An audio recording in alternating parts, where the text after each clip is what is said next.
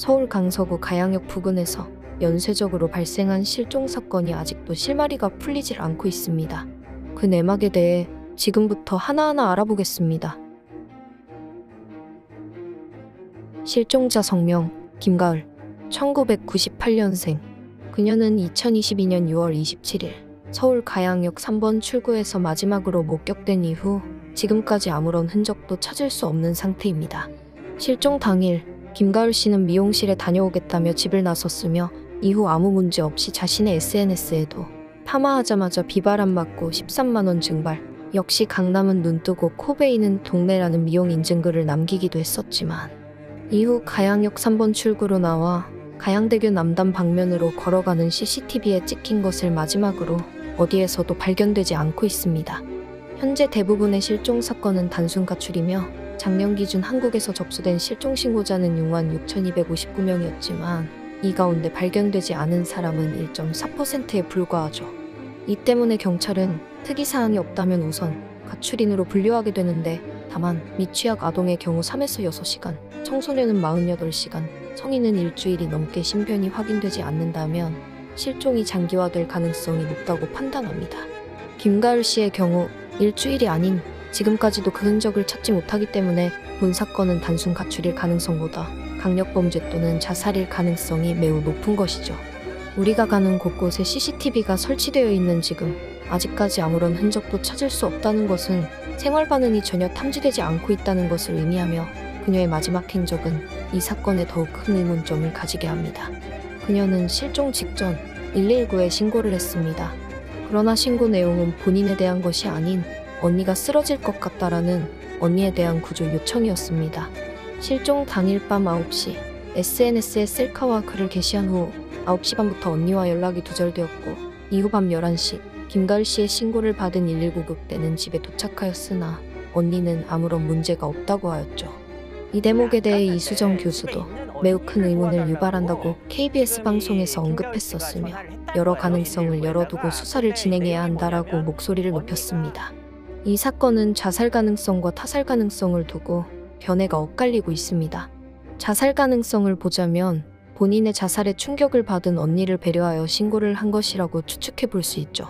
또한 자신의 마지막 위치를 알리기 위함이었다라는 추정도 해볼 수 있습니다.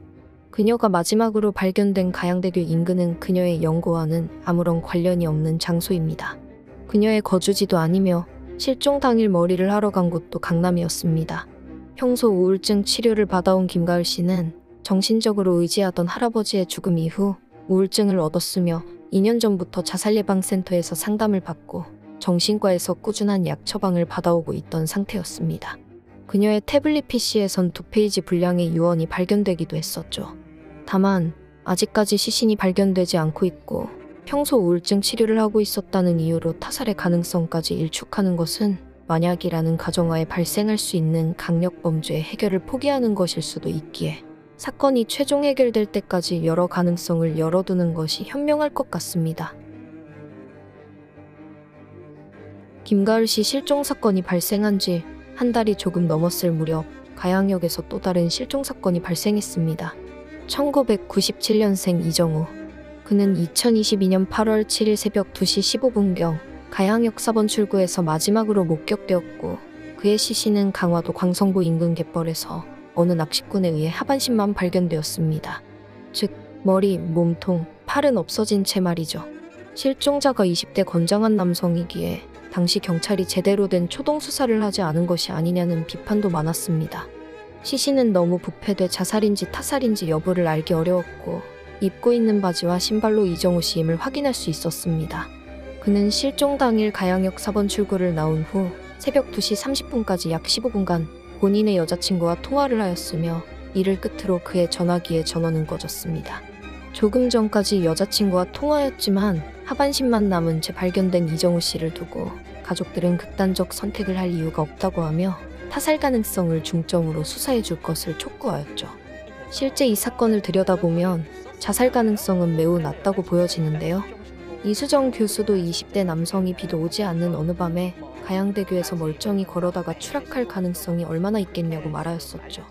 한 네티즌은 이 사건은 정황상 장기적 출인 것으로 보인다고 말하며 일반적인 살인 후 시신유기였다면 사지를 절단하는데 이 사건처럼 상하반으로 반절씩 절단하진 않는다는 점을 짚었습니다. 이정우 씨 실종 단 하루 뒤인 2022년 8월 8일 가양역 부근에서 30대 여성이 또다시 실종되었습니다. 1984년생 박수민. 그녀도 현재까지 아무런 흔적이 발견되지 않고 있죠. 단 하루의 시간을 두고 연쇄적인 실종 사건이 발생하자 여론은 여러 추측을 내놓았지만 사건은 해결되지 않았습니다. 실종 사건을 겪은 가족들의 비통한 심정은 이루 말할 수 없을 것입니다.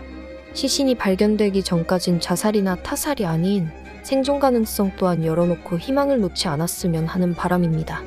이 사건의 실종자들이 하루빨리 가족 품에 돌아오길 기다리겠습니다.